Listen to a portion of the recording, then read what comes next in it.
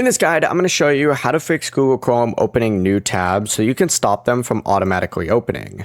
This is Aiden from JustPause, and before we get into this guide, make sure to like the video and subscribe to the channel with all notifications on. It really does help with the channel and it lets us know that you want more content like this, so we greatly appreciate it. If at any point throughout this guide you did have any questions, just ask them down in the comment section below and we can help you out further. I'm going to be doing my best to reply to every single comment down there. First things first, open up Google Chrome and you need to hit the three dots up in the top right corner and then go ahead and select settings down at the very bottom.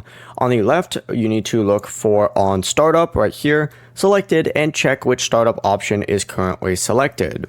If Chrome is set to open a specific page or a set of pages, look through the websites listed on there. If you see a page you don't recognize, click the three dots next to it and select remove. For cleaner startup, I recommend just choosing open new tab page or continue where you left off.